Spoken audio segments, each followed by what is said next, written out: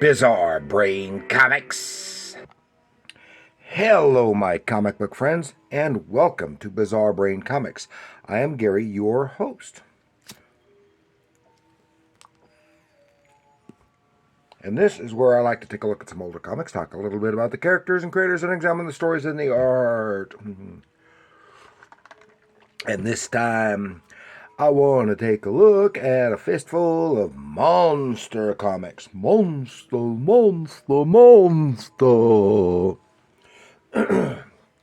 Okay, first off, I have shown this before. Marvel Monsters. And of course, this one. Monster Masterworks, which is our books that have reprinted a lot of the classic Marvel monster stories. Of course, this one has some updated stories, mostly featuring normal Marvel Comics characters, superheroes, involved in monsters. But that's not what I was here to show you. But I've showed both of those elsewhere before. But this time, I want to take a little look back to some classic stuff, and even these were reprints from over a decade before.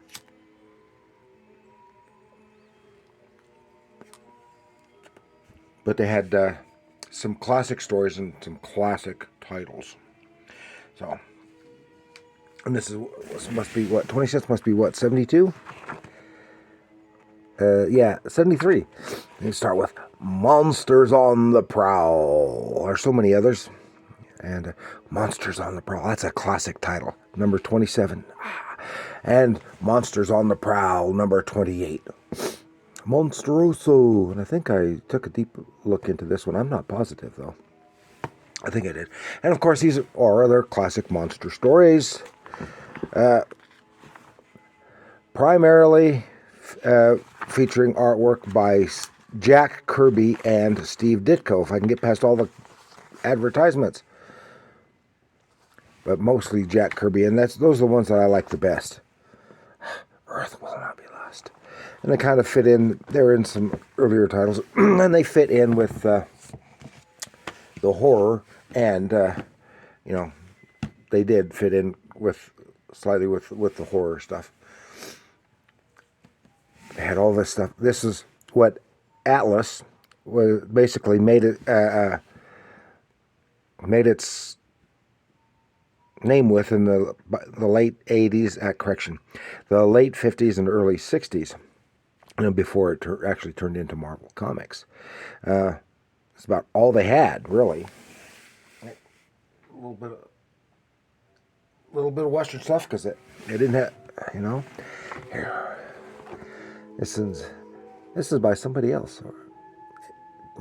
Originally in Adventures into Terror. But mostly Jack Kirby, Monsteroso.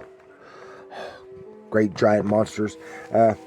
Partially inspired by the success of the Japanese Godzilla and other monster movies, which in themselves were inspired by earlier American movies, most particularly the success of, what was the name of it? The Beast from 20,000 Fathoms, which was inspired by a Ray Bradbury short story. Oh, here we go. Where Monsters Dwell. See, it's another great title. Number 26. This would have been probably also 73. The Thing Called Metallo. There is no place to run, humans. Metallo is here. What was the dread secret of Metallo? The Thing Called Metallo. Again, some great Kirby stuff. Some kind of robot, it looks like. It's been so long since I've read this. I don't remember. And here's some other stuff. A lot of them were involved aliens. I was never so too thrilled with the alien aspect. Some, but couldn't think of of a good monster make some kind of big alien trying to... But then they had to come up with some inventive way of defeating the thing. Yeah, kind of like when I had that one I did last year sometime, Fantastic Four, with John Byrne. That, but it was a story that Reed Richards was remembering when back before they became the Fantastic Four, and he fought and defeated a very Lee Kirby-esque monster. And Fear. Now, I did do a deep dive into this one. Fear, of course, and Fear was more of a regular horror type book, but this fits into the monster category.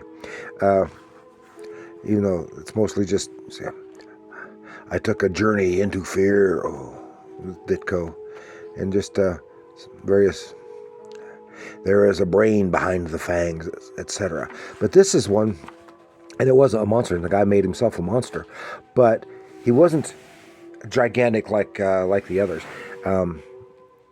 But he was larger than human. But this is one that the Midnight Monster. This is one that I thought, again, Kirby. This was one that was a prototype for the Incredible Hulk, although this has a regular, more conventional Jekyll and Hyde type origin to this critter. When they actually pulled elements from 3 or 4 stories from their monster stories to create the Hulk, including one story that had the name the Hulk that had nothing to do with it.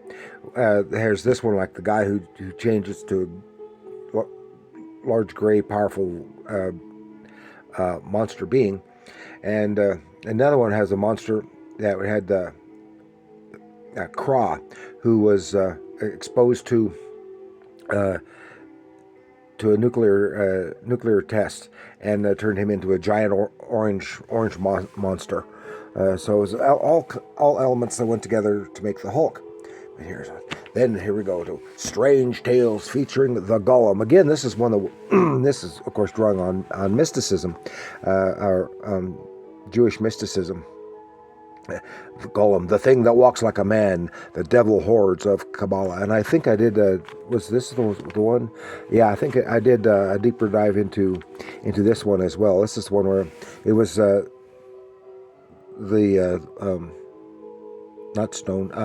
clay, the giant clay golem figure. It was mystically given life to protect the Jewish population who were in Prague, I think it was. But and this is an updated version of that character, and they had that for a few issues. And I couldn't find. I really wanted to show was the Colossus. I loved the Colossus. They had 2 individual stories in that, and then. One and then a sequel, and then they brought it back and modified it for I think it was a 3 or 4 issue series in was it Creatures on the Loose? I think that's what it was.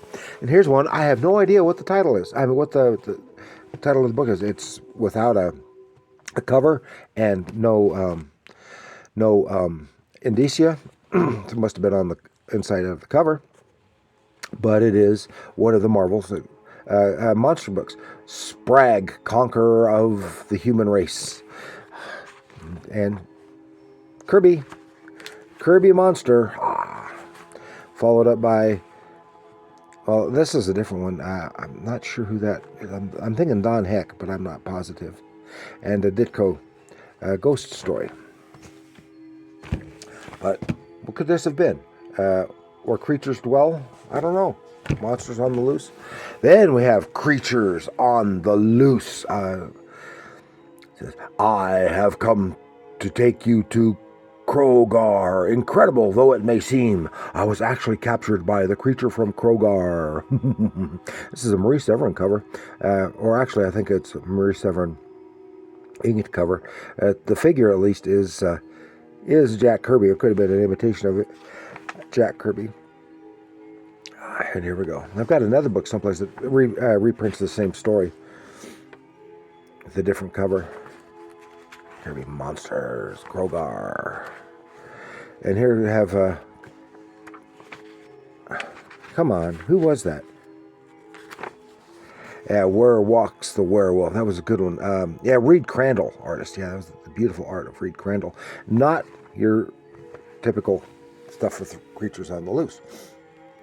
It was primarily starting off as a creatures on the loose as a monster reprint, and then it did that for several issues, and then it kind of changed a little bit, because here we have Creatures on the Loose. That's the first one was number 13, and this is number 18. Creatures on the Loose. Gulliver Jones, Warrior of Mars, the Fury of Thra, with this great what's his name? Gil Kane cover. And of course, they did Creatures on the Loose. They did Thongor, Sword and Sorcery story for several issues, and did Creatures on the Loose here for several issues. I mean, Gulliver Jones of Mars, which was not exactly Sword and Sorcery, but Sword and Planet. And but as you can see here, big thing, it's got a giant monster in it, so it fits. So it fits. This is George Effinger and Jerry Conway were the writers, Ross Andrew and Sam Granger as the artists, and this was a great story. I love these several issues of this, of course, based on a novel that was at least partial inspiration for Edgar Rice Burroughs writing his John Carter of Mars series.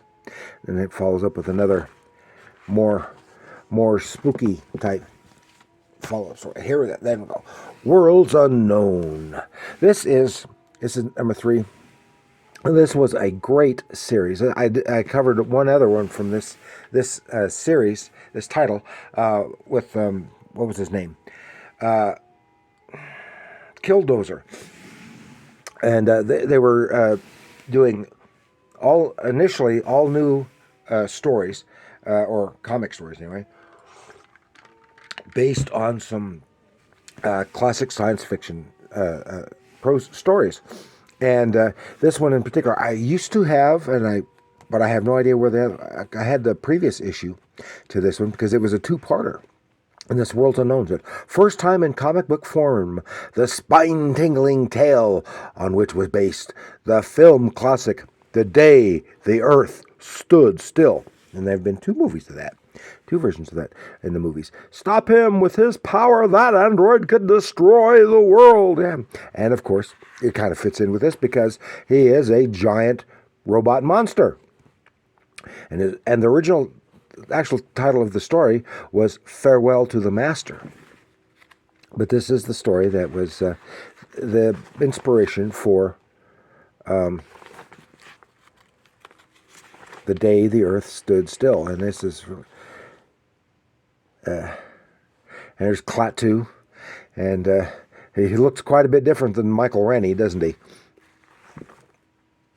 Or is this the boom, boom, doom, doom? Klaatu, Gort, Klaatu, Barada, Nikto. It's a classic story. Farewell to the Master. Then we go, what the heck? What the heck? Kid Colt Outlaw number 180. This is also from about 73. Well, why is that in with monsters? It's a Western. Well, I threw this in just because, well, look at this. The Giant Monster of Midnight Valley. So it's a Kid Colt story, but it has, what's that? Spaceship crashing out in the west while Kid Colt is trying to get away from some posse, and he comes up against this giant alien monster. If that don't beat all. And this is a cool one. And there was also I don't have it here, but Rawhide Kid also had a giant monster issue as well, and he winds up actually helping this alien get away, and the alien helps him as well when he gets shot trying to defend him. Until another a rescue ship comes, picks him up, and off he goes. Alien monster. Giant alien monster in the West. Well, then in the 1990s, some monsters were coming back a bit. Where Marvel had a mini series of Monster Menace. Then they had another series. This is in the 2000s that hardback was based on. But this is new covers, mostly new covers, but reprinting some classic. Here's a Ditko story, some classic Lee and Ditko stories. Here's Kirby, and there's Ditko again. Tim Boomba, that's a real classic one. Monster Menace, #1, from 1993, was it? Yeah, 93. They were just a miniseries reprinting some of. But Marvel is not the only one to do monster comics. Here we have, I did a whole episode on this one, not this book, but on this character. This is the Creature from Beyond, Gorgo, from Charlton Comics. It's released by MGM, based on a King Brothers picture. Yes, this is Gorgo, who was based on a movie, and they had a whole series of this one. Now those were mostly drawn by, and the ones I like best, by Steve Ditko, and I am not sure who this artist is, but it's not Ditko. And they did, but they had a whole series about the adventures of the monsters who were just trying to stay away from people, mostly, and some really nice stuff. And you get, and I like this because it's, instead of having to come up several stories of each time come up with a new monster, this is all about one monster just trying to stay away from everything. It was Gorgo. And then they did the same thing with Conga. Now here is a Conga book. I have others elsewhere, but I didn't find them. This is of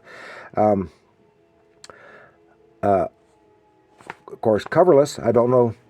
So, and it has the creators Montez and Baki, I guess, or is that Bach? I'm not sure how it is. And these were also mostly done by Steve Ditko, but this one's not. The Most Ruthless Man in the World. And this was Conga, which was again a movie, a British movie, and it was a ripoff of King Kong. And again, it's just issue after issue of following the adventures of the character, the monster Conga, trying to stay out of trouble. And people trying to use him and abuse him and what have you. And this is also from the 60s, and I don't know what year this would have been. Here we go.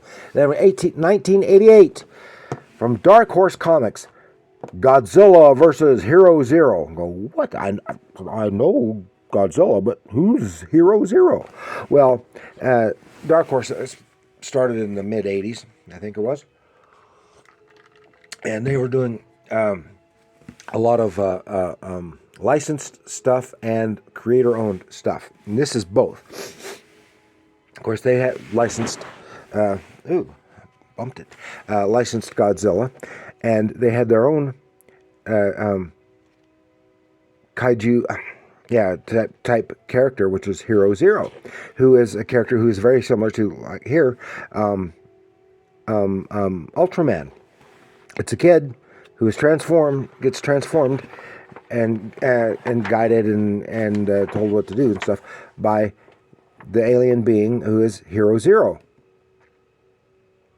But it's like Ultraman has to be bonded with a human, and here he is, and That takes place at the San Diego Comic Con, which was the time of this book was supposed to be out. Has the whole thing in conjunction with it.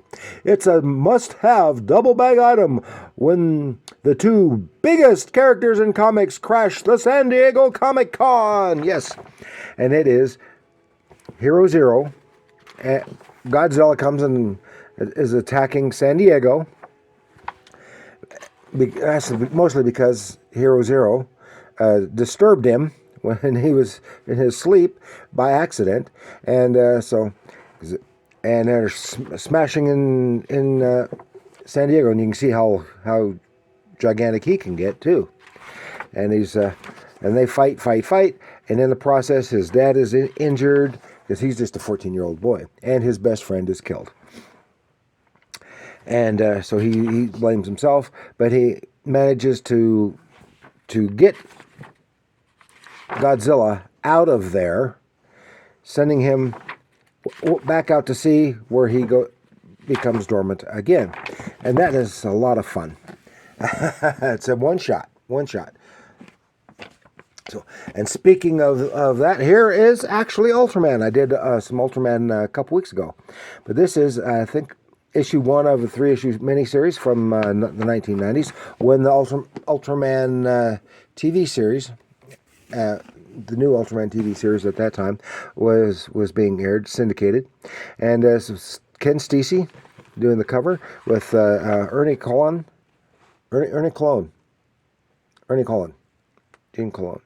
Anyway, I always get them confused. Yeah, Ernie Colon doing the interior artwork, and as you can see, it fits in because these are giant monsters. And the whole episodes was giant monsters. Ultraman fighting giant monsters. And this was a 3-issue miniseries, and then they did a couple others, standalones or other miniseries after the fact, using the same version of Ultraman. And then we're going to finish it up with this one. Number 0, Big Monster Fight. Fun for all ages. This is, and what was the publisher? Kid Gang Comics. So this was basically an independent, all stories complete, independent, but it's a parody of giant monsters. And very detailed in the here, but it's all, of course, it's all black and white. It's filled with humor. But fight! Giant robot fighting giant monsters stories, and then we get the horror of the Jabberwock, but that's what the whole thing, and it's a parody of all these other monster books. Well, that's what I've got for you this time. I went a lot longer than I intended to. So I hope you enjoy that. I hope you love the giant monster comics as I do. So please like, share, and subscribe. And do leave a comment. What were the giant monster comics or stories that you liked best? Huh? Let me know in the comments below. And remember, comics are art.